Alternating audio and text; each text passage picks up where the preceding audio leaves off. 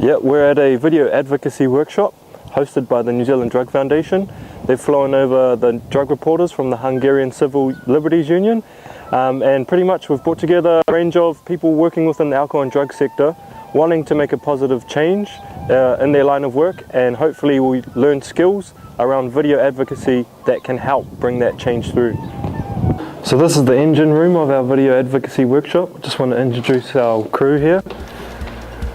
We've got Radical Richie with his radical camera angles and juxtaposition Jeff, who's calling the shots.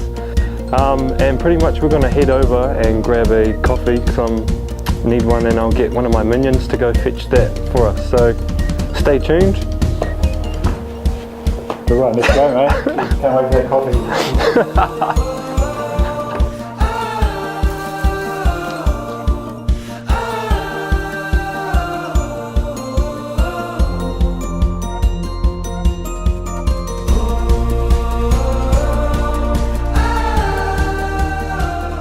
We've been under a global system of drug prohibition for over 50 years now, and it hasn't made any impact on decreasing the amount of drug consumers in the world. It hasn't made any impact on the amount of manufacture and supply of drugs to consumers, and it hasn't made any impact really on treating people with addiction. So it's a failed policy, is that what you're saying? I would say so. Yeah. Very clear. And you can just look at you just look at our prison population in New Zealand. We're the second highest incarcerated. We have the second highest incarceration rate in the OECD, behind the United States. So this whole direction of prohibition doesn't seem to work. We've tried it with alcohol back in the early 1900s. That was a failed policy as well. And it's actually putting more barriers in place for people to seek treatment and to remain or become drug-free. Yeah. Okay, so aren't you going to just have drugs just readily available and people just going hard out on drugs if it's free and readily available? I would say that that's the perfect summation of what's happening at the moment under a prohibition policy. Drugs are very accessible and readily available. We have over 230 million drug users around the globe. Illicit drug users, we have 700,000 illicit drug users in New Zealand.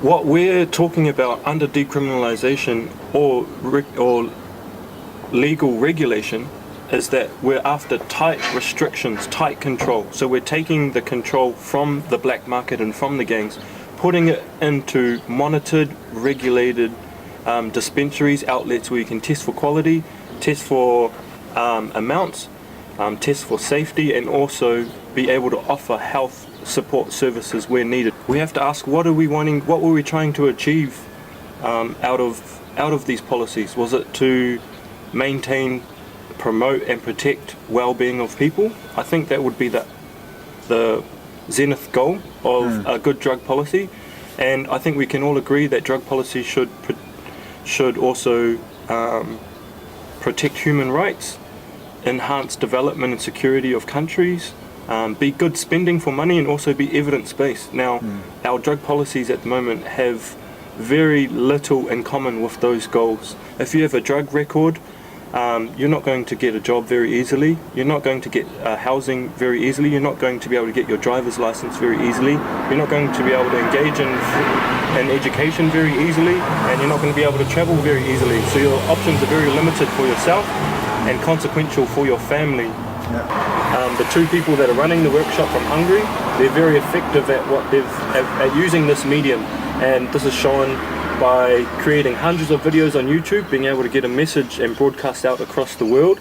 Sometimes big media outlets pick up and utilize some of their material and display it on national television.